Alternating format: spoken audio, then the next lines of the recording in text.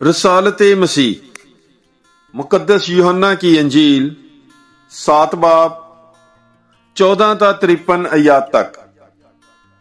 और जब ईद का आधा वक्त गुजर गया तो यीशु हैकल में आकर तालीम देने लगा। तब यहूदियों ने तज्जब करके कहा कि इसे नविश्तों का इल्म बगैर पढ़े कहां से हासिल हुआ। बस यीशु ने उनके जवाब में कहा कि मेरी तालीम मेरी नहीं बल्कि उसकी है जिसने मुझे भेजा है।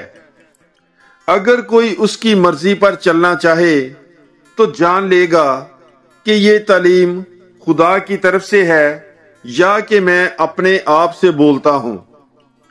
जो अपनी तरफ से बोलता है वो अपनी इज्जत चाहता है, लेकिन जो अपने भेजने वाले की इज्जत चाहता है वो रास्त है और उसमें नाराजगी नहीं।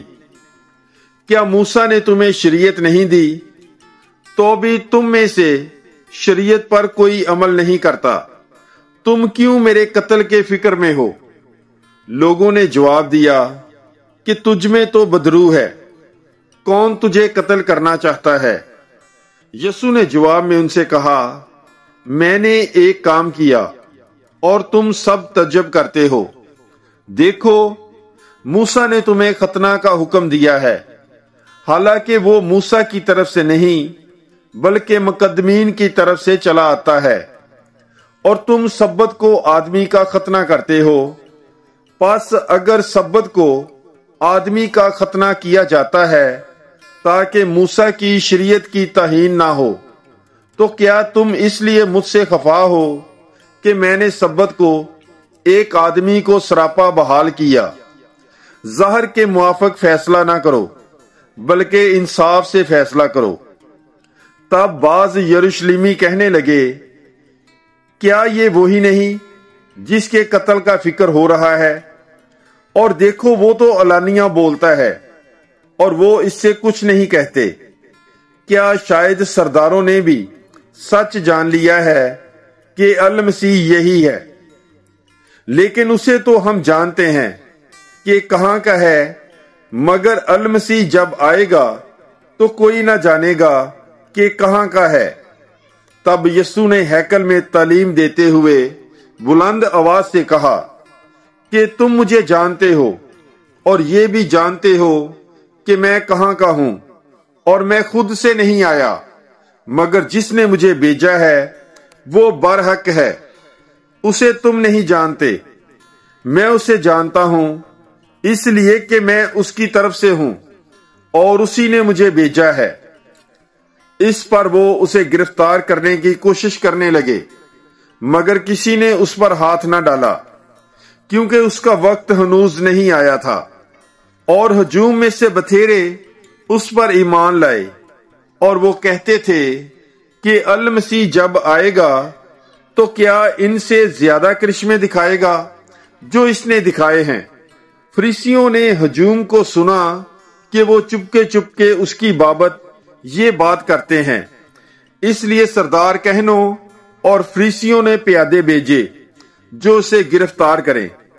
तब यीशु ने कहा, और थोड़ी देर तक मैं तुम्हारे पास हूं, फिर उसके पास जाता हूं जिसने मुझे भेजा है। तुम मुझे ढूंढोगे और ना पाओगे, और जहां मैं हूं तुम नहीं आ सकते। तब यहूदियों ने आपस में कहा कि ये कहां जाएगा कि हम इसे ना पाएंगे? क्या ये उनके पास जाएगा जो गैर कौमों में परागंदा हैं और गैर कौमों को तालीम देगा? ये क्या बात है जो इसने कही है कि तुम मुझे ढूंढोगे और ना पाओगे, और ये कि जहां मैं हूं तुम नहीं आ सकते। फिर ईद के आखिरी दिन, जो खास दिन है, यीशु खड़ा हुआ और बुलंद आवाज से कहा कि अगर कोई प्यासा हो तो मेरे पास आए और पिए। जो मुझ पर ईमान लाता है, जैसे नविश्ता कहता है, उसके बतन से जिंदा पानी की नदियां जारी होंगी।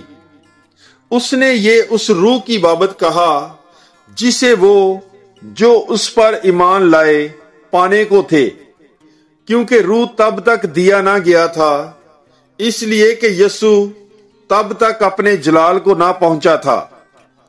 तब हजूम में से बाज ने उसकी ये बातें सुनकर कहा, सचमुच यही अल नबी है।